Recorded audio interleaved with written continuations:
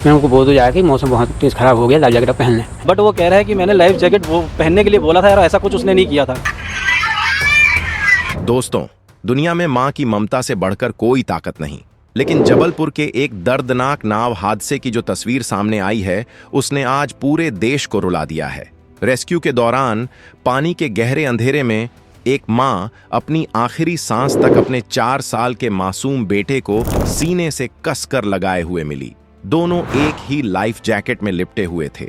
इस मंजर को देखकर रेस्क्यू टीम भी फूट फूट कर रो पड़ी। चंद लोगों की लापरवाही और बिना लाइफ जैकेट के इस सफर ने कई हंसते खेलते परिवार हमेशा के लिए उजाड़ दिए। आखिर उस दिन बरगी डैम के क्रूज पर ऐसा क्या हुआ था जो लहरों के बीच मौत का तांडव मच गया? आज हम एक मां के उस आखिरी संघर्ष और सिस्टम की जानलेवा लापरवाही का पूरा सच डिकोड करेंगे। दिल थाम कर बैठिए, क्योंकि आज की यह हकीकत आपको अंदर तक झकझोर देगी। इसी तरह की और रहस्यमयी जानकारी प्राप्त करने के लिए हमारे चैनल ट्रू हिस्ट्री को आज ही सब्सक्राइब करें और बेल आइकॉन को प्रेस करें। गर्मियों की छुट्टियों में जबलपुर के बरगी डैम पर उस दिन आम दिनों जैसी ही भारी भीड़ थी। परिवार वाले खुश थे और हर कोई क्रूज के सफर का मजा लेने के लिए बेताब था। प्रशासन के मुताबिक क्रूज के लिए 29 वयस्कों के टिकट कटे थे, लेकिन उनके साथ कई छोटे बच्चे भी बिना टिकट के सवार थे। इन्हीं में प्रदीप कुमार, उनकी पत्नी और उनका 4 साल का मासूम बेटा भी शामिल था। सभी लोग खुशी खुशी क्रूज पर सवार हुए, लेकिन किसी ने सपने में भी नहीं सोचा था कि हंसी खुशी से शुरू हुआ यह सफर उनकी जिंदगी का सबसे खौफनाक सफर साबित होने वाला है। सफर की शुरुआत ही एक बहुत बड़ी और जानलेवा लापरवाही के साथ हुई थी। पर्यटन के सख्त नियमों के अनुसार जब भी कोई कमर्शियल बोट या क्रूज पानी में उतरता है, तो उसके ऑपरेटर की यह पहली और सबसे अहम जिम्मेदारी होती है कि वह हर एक यात्री को लाइफ जैकेट पहनाए। बिना लाइफ जैकेट पहने किसी भी यात्री को नाव पर बैठने की अनुमति नहीं होती है। लेकिन उस दिन बरगी डैम के उस क्रूज पर इन सभी नियमों को पूरी तरह से ताक पर रख दिया गया था। जीवित बचे यात्रियों ने जो आपबीती सुनाई है, वह सिस्टम की घोर विफलता को दर्शाती है। यात्रियों के अनुसार जब वे क्रूज में दाखिल हुए तो किसी भी स्टाफ ने उन्हें लाइफ जैकेट पहनने के लिए नहीं कहा। लाइफ जैकेट एक कोने में इधर उधर बिखरी पड़ी थीं। कुछ जागरूक यात्रियों ने खुद से जैकेट पहन ली, लेकिन ज्यादातर लोग बिना जैकेट के ही उस सफर का हिस्सा बन गए।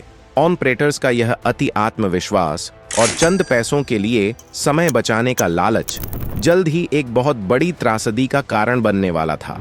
क्रूज धीरे धीरे डैम के गहरे पानी की तरफ बढ़ चला। शुरुआती कुछ मिनटों तक सब कुछ शांत और सामान्य लग रहा था।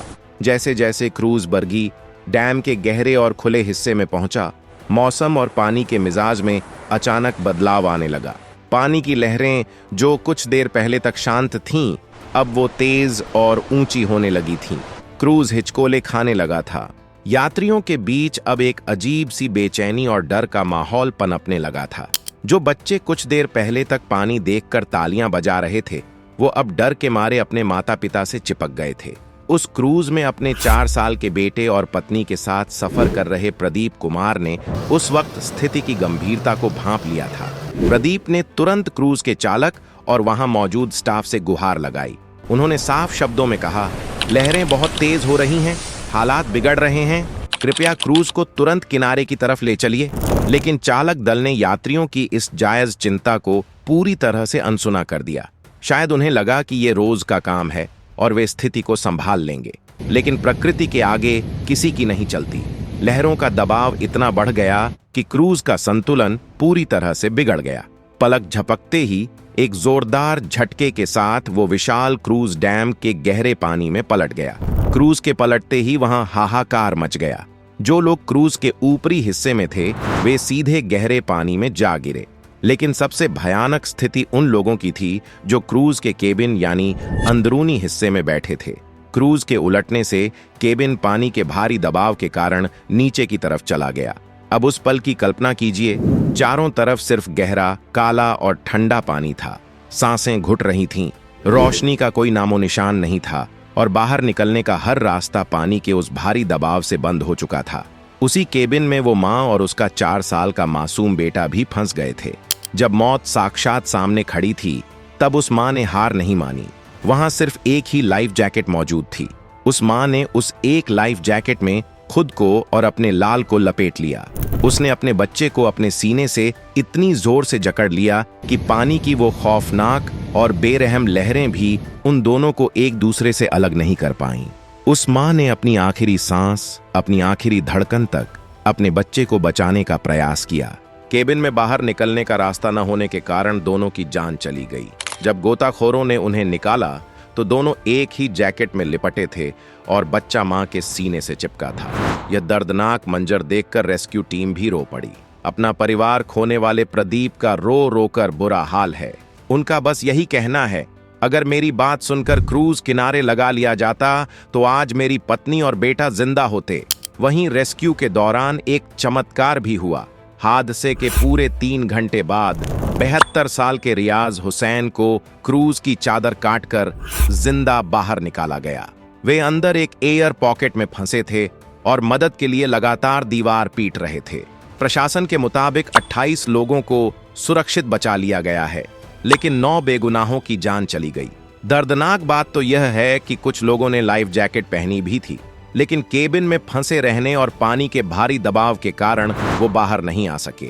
हादसे के बाद प्रशासन की नींद टूटी और मध्य प्रदेश सरकार ने सभी कमर्शियल क्रूज और बोटिंग पर तुरंत रोक लगा दी है। साथ ही सुरक्षा जांच और स्टाफ की ट्रेनिंग के सख्त आदेश दिए गए हैं। लेकिन दोस्तों, बड़ा सवाल यह है कि क्या सिस्टम की आंखें हमेशा बेगुनाहों की जान जाने के बाद ही खुलती हैं? लाइफ जैकेट न देना और मौसम की चेतावनी को अनसुना करना, यह सिर्फ हादसा नहीं बल्कि चंद रुपयों के लालच में किया गया अक्षम्य अपराध है। उस मां का आखिरी संघर्ष हमारे लिए एक बहुत बड़ा सबक है। आप भी जागरूक बने और अपनी सुरक्षा से कभी समझौता न करें। अगर आपको हमारा यह विश्लेषण और यह रिपोर्ट सही लगी हो तो इस वीडियो को अपने परिवार और दोस्तों के साथ ज्यादा से ज्यादा शेयर करें। अपनी राय हमें कमेंट बॉक्स में जरूर बताएं और देश दुनिया की ऐसी ही दमदार और सच्ची खबरों के लिए अपने चैनल को सब्सक्राइब करना न भूलें। अपना और अपनों का बहुत ख्याल रखें। जय हिंद, वंदे मातरम।